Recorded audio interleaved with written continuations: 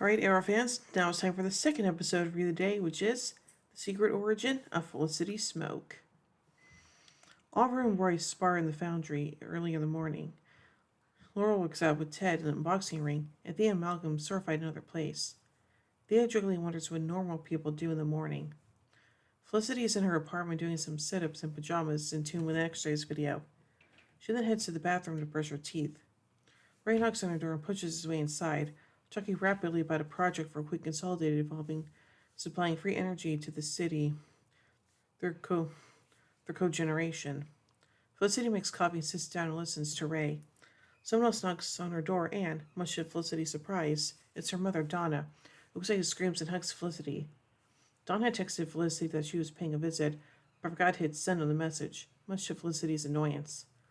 Donna then sees Ray and introduces herself, exclaiming that she bought one of his watches. Ray gives her his own watch, a prototype of a more advanced version. Felicity sends Ray out, embarrassed by the situation. In a flashback, Felicity, who has black hair and wore goth clothing, was coding in her room with her boyfriend, Cooper. Kisser then used her virus to break into the Department of Education. Cooper's goal was to erase all the student loan debts, but Felicity stopped him by unplugging the computer before he could finish. Oliver is sent somewhere and learns that Thea signed a lease on a place for herself. She claims that she got the money from Malcolm's estate, and she was using it to rent the loft and reopen Verdant. Thea then tells Oliver that she is her own person and is annoyed that he brings up Tommy. Oliver looks at the view and notices many people losing power. This includes the police department, a neighborhood in the Glades where Diggle is carrying his daughter, and Felicity's home. Oliver then rushes off. Oliver as himself saves a woman from a car.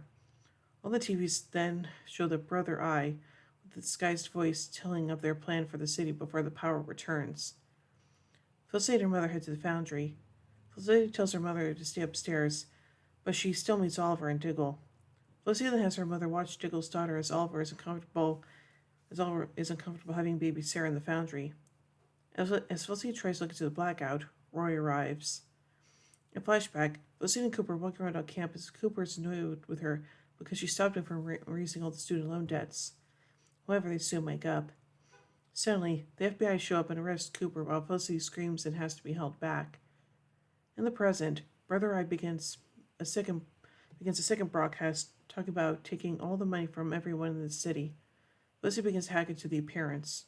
Laurel heads to the police department and learns she is acting district attorney. The riot at a bank, Laurel sends an ESU. Oliver and Roy head out to protect the bank. They shoot a gas to get the crowd to leave. Felicity learns that the virus was hers from 5 years ago. Roy and Oliver return, and Felicity is freaking out about her virus. She then tells the team that she was part of a hacktivist group. Felicity then talks about how it could have been Myron. She then looked into the cameras. 5 years ago, Felicity visits Cooper in prison. She tells him that she would confess, but he tells her not to. He then tells her he loves her and is protecting her. Laura's pulled into her father's office, and he yells at her for sending the riot squad as she made it worse. He questions her motives, but she refuses to tell him. Thea heads to Vernon, and Oliver found Thea trying to get into the basement. They stop to talk, and she says that she will still take the money, but was meeting him halfway. Oliver then heads to talk to Myron along with Roy. Felicity is telling them that it had to be Myron, but he says it's not him. Felicity is freaking out, and Oliver makes her tell him about Cooper. Felicity tells him that Cooper had killed himself before sentencing. She then walked off and headed to Quinn Consolidated. That's where Ray finds her. He asks if she's okay, and she talks vaguely about inventing something. That's when Felicity's mother shows up and got upset with Felicity. Felicity asks Ray to go elsewhere, and she yells at her mother about how she was sorry for being a disappointment. Ray then mentions how she stayed while Felicity's father left. She then says how there wasn't anything for Felicity before leaving her behind. Roy, Diggle, and Oliver are talking about what's due. Felicity shows up, but she's still upset, so Oliver tells her to talk to her mother. He tells her how Thea said family was precious. Felicity heads home and learns that Argus had picked up Sarah. Felicity learns that her mother had gotten an email about a free flight. Master Men break down the door and kidnap them. A man walks into them and shows himself as Cooper. She's in shock that he was alive. He said how it had to do with the NSA. He then admits to his true plan, have her hack the money truck showing up. Felicity says that she will politely decline. At the foundry, Oliver is worried, so Jake calls Argus to check things out. Oliver then calls Felicity, but Cooper destroys her phone. Felicity then hacks after her mom tells her that she loves her. Cooper then ties her to the computer. The watch goes up on her mother's wrist. Felicity then begins to patch into the Wi-Fi off the watch and enables the GPS. She quickly contacts her friends before Cooper returns. Oliver shows up and Cooper aims the motion sensors at him. Outside, the money arrives and the men working with Cooper shoot at the trucks. Roy and Dick show up to stop them, clearing the path for them to go inside. Felicity hits Cooper before Oliver could shoot. She then frees her mother and hugs her. Oliver returns to the foundry and changes. Felicity apologizes to Oliver and tells her that he can't judge. He says that he's glad about who she is today.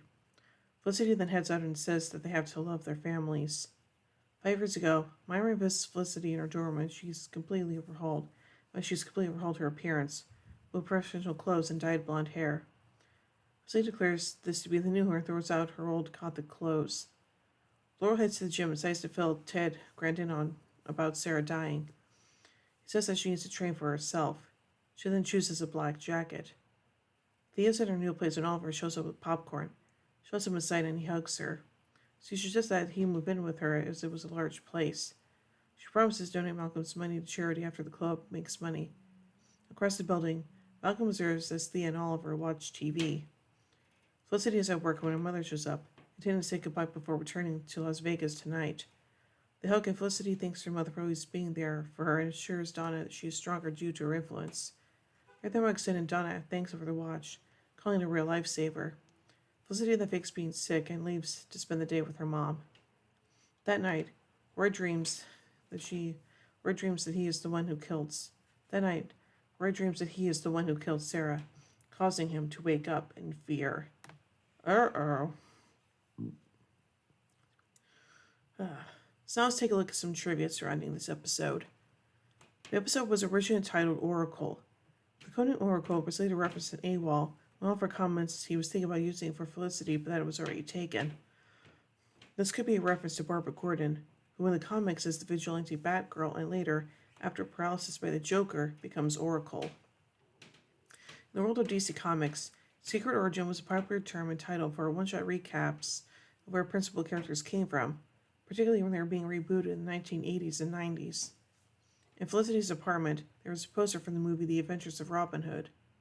When Ray enters Felicity's apartment, he says, "Nice apartment, lots of space."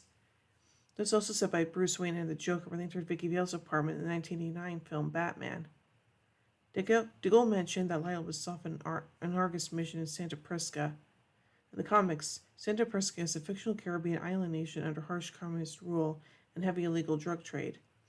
Santa Prisca is best noted for being the birthplace of the supervillain Bane, a major Batman enemy.